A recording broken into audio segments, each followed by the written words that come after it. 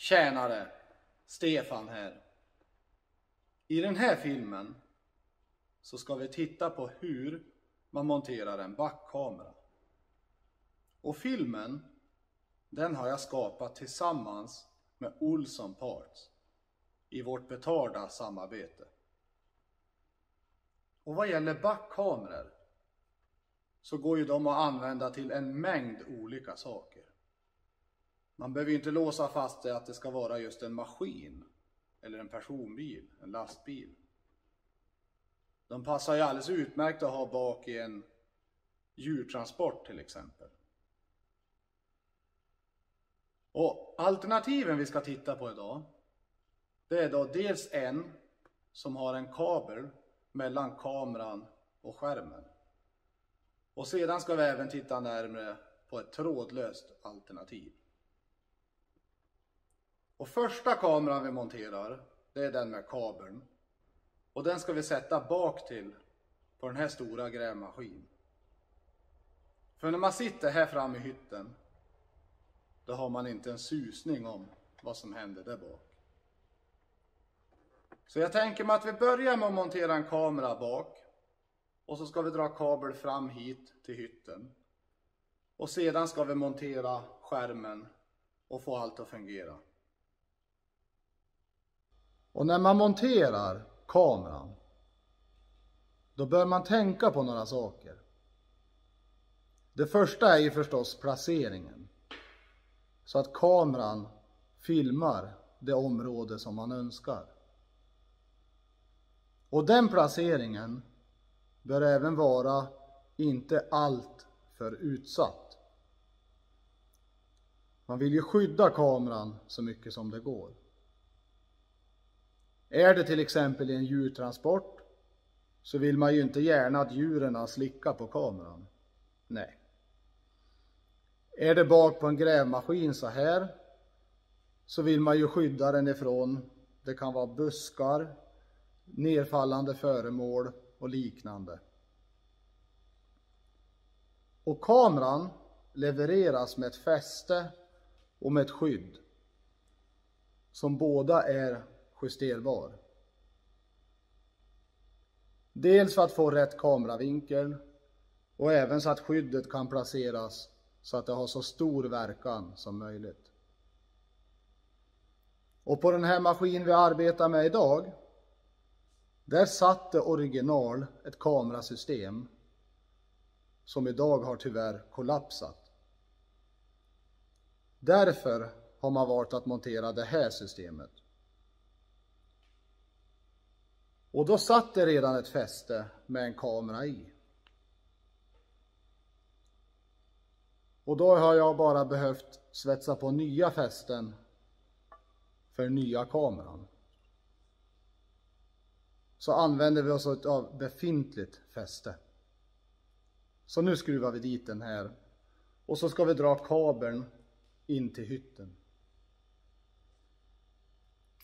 Och då är det ju som alltid med kabeldragning på fordon att man bör tänka sig för.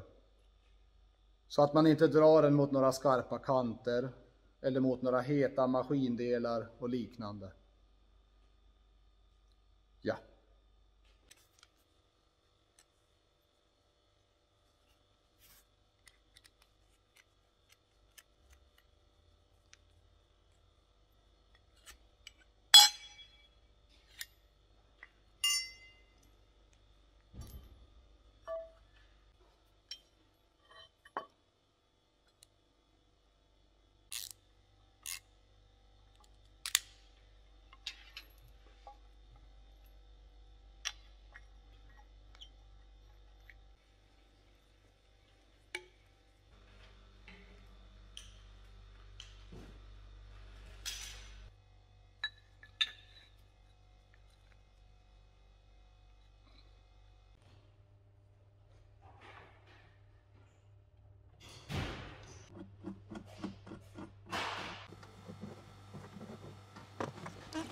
Så, nu sitter monitorn monterad och klar.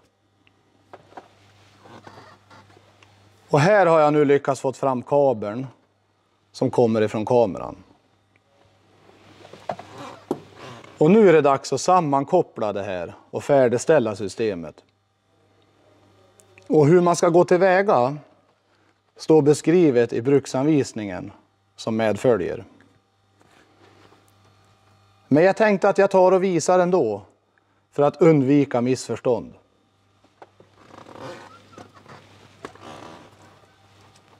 Och här har vi då kablaget som medföljer. Och i ena änden så har det en ensam kontakt. Och den ansluter man direkt på monitorn. Och den här kontakten passar enbart på monitorn. Så det gör sig lite självt. Och i den andra änden utav kablaget så hittar du 2 kontakter. Och det går ju nämligen att ha en extra kamera till det här systemet. Därav är det 2 kontakter. Så till dem så kopplar du kameran eller eventuellt kamerorna. Och sedan har vi då 3 stycken strömkablar här. Där vid svart, där har vi då negativ, minus, den så kallade jorden. Och den röda, den ansluter man till en plus, en matning. Och vad gäller strömantalet i volt så tål de här systemen 12 till 32 volt. Så i de flesta förekommande maskiner så är det här inga problem. Och den här gröna kabeln som finns här, det är en så kallad triggerkabel. Och säg att du har valt att ta en extra kamera, som till exempel backkamera. Då kan du koppla den här gröna kabeln så att du får ström på den. Till exempel ifrån backljusen eller när du slår på en strömbrytare. Och då tvingar den fram att visa enbart bilden ifrån backkameran på monitorn. Så i det här fallet, då vi har bara enbart en kamera, då har jag isolerat den här kabeln. Så att det inte ska bli några eventuella kortslutningar eller så. Så nu är det bara att sätta fart och montera. Och nu är det lite trångt i den här maskinen. Så att vi hoppar över själva montaget. Och så hoppar vi fram till att vi startar systemet. Nu. Så. Nu är det färdiginkopplat. Och jag har lagt till rätta de sista kablarna. Och nu har jag kopplat in det här på så vis att systemet får ström när man slår på tändningen. Och då lyser en blå lampa på monitorn. Och med ett enkelt knapptryck så startar man systemet. Så nu har jag ju en fin vy här över hur det ser ut bakom maskinen. Och menyn är enkel att förstå sig på. Och har man bruksanvisningen till hands så ska det inte vara några större bekymmer. Och det går ju att spegelvända bilden om så önskas. Eller att man har behövt satt kameran upp och ner eller så. Så kan man vända på det genom att välja sig fram här i menyn. Så nu anser jag att det här är monterat och klart. Och jag känner mig nöjd. Så nu ska vi titta på nästa system. Det trådlösa systemet. Och det trådlösa systemet, det klarar av fler kameror. Du har även en så kallad HD-kvalitet. En bättre bildkvalitet på monitorn. Och det här systemet, det ska vi nu montera på den här jordbrukstraktorn. Och då ska vi använda oss av 2 kameror. Vi ska montera en kamera fram till på lastaren för att underlätta vid påkoppling utav olika redskap. Kan ju vara ganska svårt ibland att se när det är en stor motorhuv i vägen. Och den andra kameran, den ska vi sätta bak till på den här strömaskinen. Och här gäller det inte bara att underlätta för föraren. utan det är även ur säkerhetssynpunkt. För att när man sitter där i förarhytten och ska lasta den här maskinen, och det gör man på så vis att man fäller ner den här bakluckan och så backar man mot föremålet man ska lasta. Och då kan det vara svårt att se där bak vad som händer. Och vi vill ju inte att någon ska illa sig. Nej. Och här kommer det trådlösa systemet till sin fulla rätt. För att det kan ju hända att man tar av den här strömmaskinen och vill köra med någonting annat. Och dels så är det ju då bra att det är trådlöst. För då är det så lite anslutningar som möjligt som behöver kopplas isär och sättas ihop. Och sedan kan du ju även sätta en till kamera på till exempel en kärra och ha till det här systemet. Och då har du ett huvudsystem med olika kameror för olika redskap. Ganska bra tycker jag. Och nu tar vi och monterar kamerorna. Och här har vi ju då den trådlösa kameran.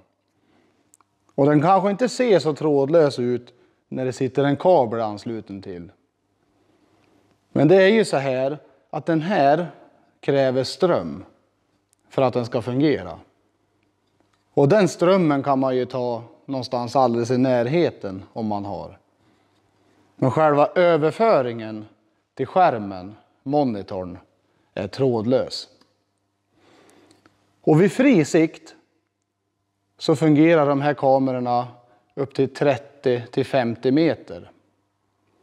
Och är det saker emellan, kanske ett grusflak på en lastbil eller annat, då bör man vara noga med att montera antennerna rätt upp, att man riktar dem uppåt. Och om det inte räcker så finns det förlängningsantenner. Och det finns det olika längder på de kablarna. Så kan man få antennen lite bättre till. Och på tal om ström, så förbrukningen på en sån här kamera är omkring 2,5 watt. Så det går ju ganska bra att koppla in sig på en släpvagnskontakt, ett lyse eller något annat, då den inte drar så mycket. Och det jag har gjort nu, det är att jag byggt i ordning en liten holk för att skydda den här extra. Och här satt ju då bakljus. Men den här traktorn och rivaren lämnar ju aldrig gården som de är på. Och då behövs inte bakljusen. Och då tog jag och kopplade in mig på bakljuskontakten här. Och på så vis får jag ström till kameran och så fungerar det. Så nu ska vi montera den här och se till att det blir bra gjort. Och sedan monterar vi kameran fram till.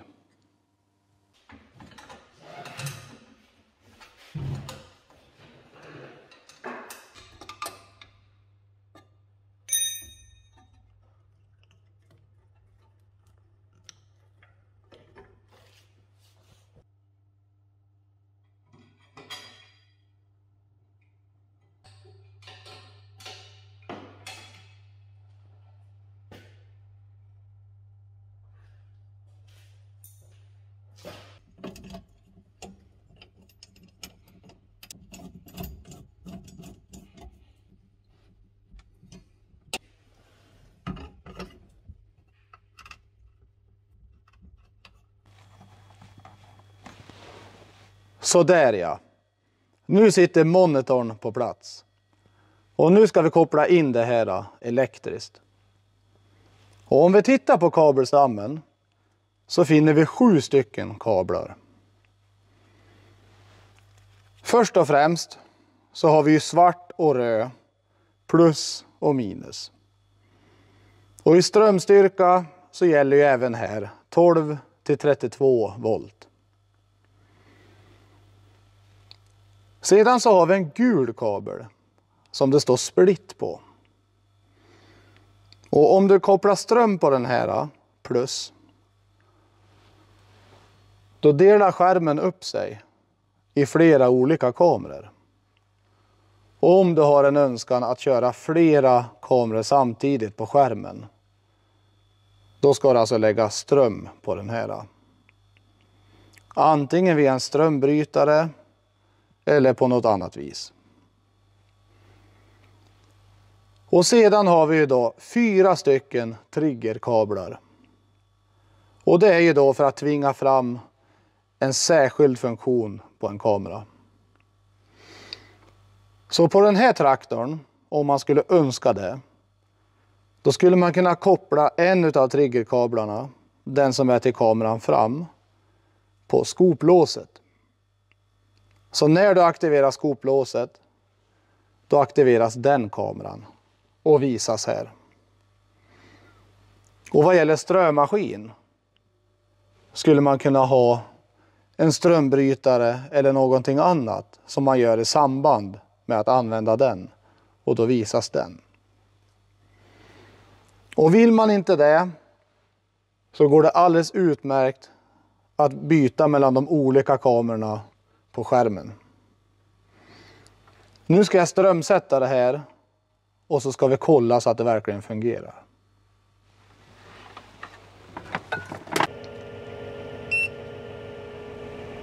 Och det fungerar alldeles utmärkt. Ja, jag har behövt tjuvträna lite. Det har jag. Men även för mig som är ovan modernare teknik, så var det enkelt att lära sig. Och nu har jag kört ut det här ekipaget ifrån verkstaden och ställt ute på ladugårdsbacken där det hör hemma. Och om vi tittar på skärmen nu, så har vi plats för 4 olika kameror. Och önskar man att se en kamera i taget och inte använder sig utav triggerkabeln, då är det bara ett knapptryck bort. Så här har vi nu en fin vy över lastarfästet. Och det här möjliggör ju ett enklare och ett säkrare byte utav redskap. Även vid körning så kan det här vara till en god extra hjälp. Och om vi ska titta på den bakre kameran, så titta på skärmen nu. Så såg ni att det var ett visir som fälldes upp. Och det har till uppgift att skydda kameran då den inte används. Vilket passar mycket bra i sådana här miljöer där det är lite smutsigare. Och den här kameran är ju till stor hjälp nu då man ska lasta den här strömmaskinen. Då ser man på ett helt annat vis vad man gör.